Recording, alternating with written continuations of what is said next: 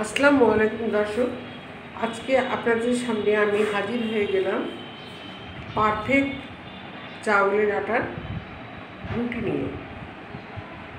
কীভাবে আমি চাউলের আটার রুটি করবো সেটাই দেখাবো। আজকে আমি আম কেটে রেখেছি, আম দিয়ে আমি চাউলের আটার রুটি খাবো, এই জন্যে আজকে চাউলের আটার রুটি করেছি, সেটা আমি দেখাচ্ছি। আমগুলো খুব পেকে গেছে। আমি প্রথমে ফুটন্ত পানিতে চাউলের আটা 1 কেজিরও কম দিয়ে দিয়েছি, মানে 1 কেজি আটার মধ্যে কম দিয়েছি, আর কিছুটা বেলার জন্য রেখে দিয়েছি শুকনো আটা। আটাটাকে ঢেকে রেখেছিলাম কিছুক্ষণ, 10 মিনিট ঢেকে রেখে তারপরে আমি আটাটাকে সানতে ফেলেছি। সামান্য সামান্য পানি দেবো আর আটাটাকে সানবো। যত আটাটা মাখানো যাবে ততই রুটি ভালোভাবে ফুলবে। খুব শক্তি দিয়ে আটাটাকে মুছে নিতে হবে, মোট কথা।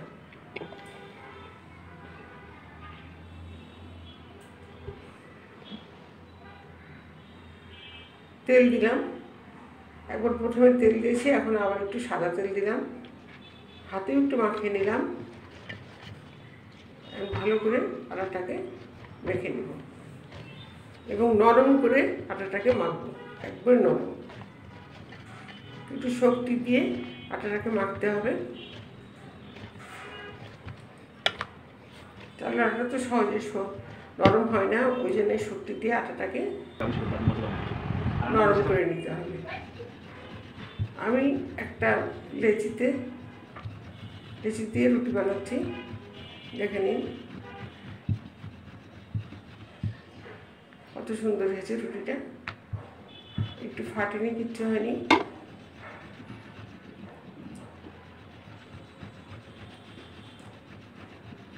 এটার দুইটা হচ্ছে টিপস। একটা হচ্ছে বলক তোলা পানিতে আটাটাকে মাখাতে হবে, আর তেল দিয়ে সানতে হবে। সামান্য তেল, বেশি না, হাতে হাতে একটু একটু তেল নিতে হবে আর আটাটাকে সানতে হবে। আর আটাটা রুটিটা যেন আটা মাখাটা যেন নরম হয়। আমি পাতলা পাতলা করে রুটি বানাচ্ছি।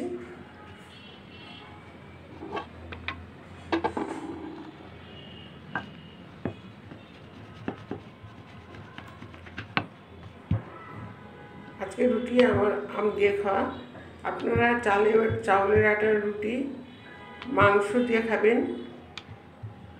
মাংস, সেমাই, যে কোনো মিষ্টি দিয়ে, ক্ষীর দিয়ে খেতে খুব ভালো লাগে,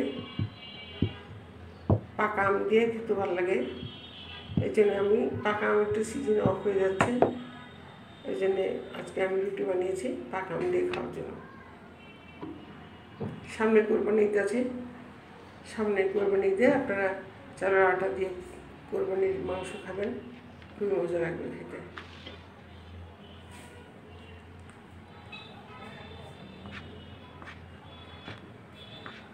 আমি একটা বড় লেচি কেটেছি, কেটে পিস পিস করে নাইফ দিয়ে কেটে নিলাম।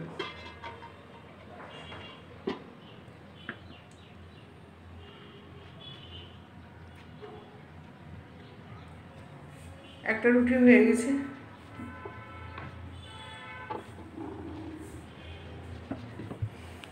আর একটা রুটি বানিয়ে দেখাচ্ছি।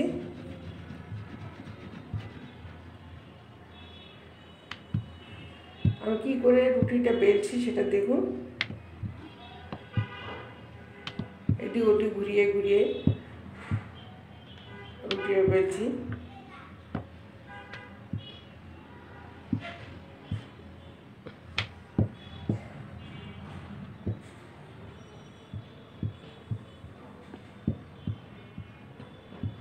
আজকের আমটা বেশ পেকে গেছে, ওই জন্যে আমি রুটিগুলো করছি, রুটি দিয়ে খাবো।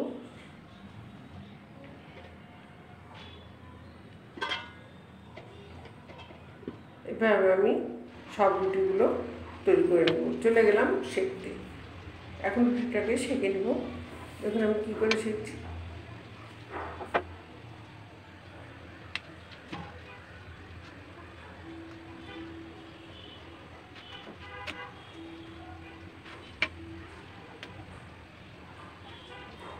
এর রুটিটা প্রথম করা হচ্ছে, ওই জন্য উপরটা তুলে গেছে।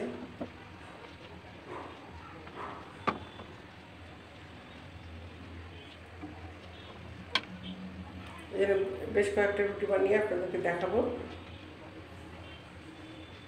কীভাবে পারফেক্ট রুটি তৈরি করতে হয়।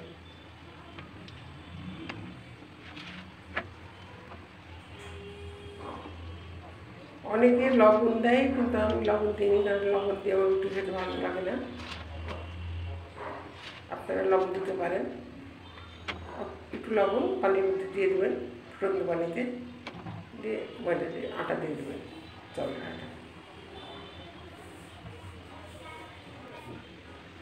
আমি এর আগে চিতই পিঠা দেখেছি, আজকে ওই জন্য চাউলের আটা রুটি কীভাবে করতে হয় সেটা দেখাচ্ছি। মাংস দিয়ে খেতে খুব মজা লাগে, খুবই মজা লাগে।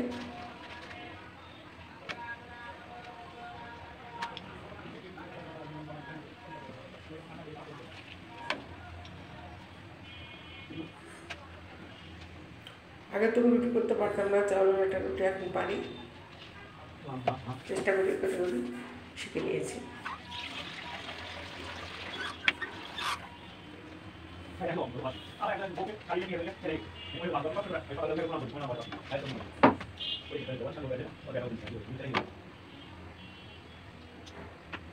আটা দিয়ে দিলাম রুটি, পরপর রুটি দিব।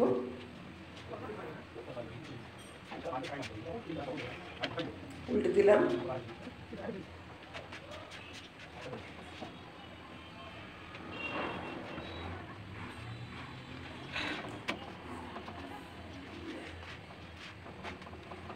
দেখুন কত সুন্দর ফুলেছে, আমার সব রুটিগুলো ফুলেছে। এইভাবে ফুলিয়ে ফুলিয়ে করবেন।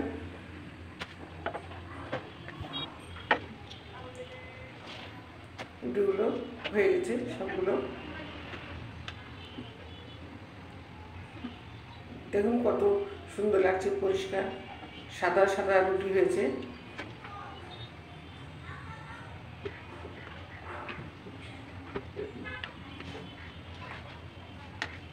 দারুণ হয়েছে রুটিগুলো,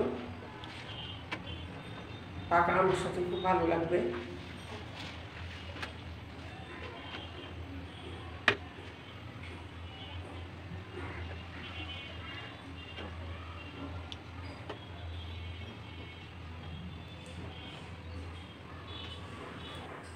আপনারা ভালো থাকেন, সুস্থ থাকেন।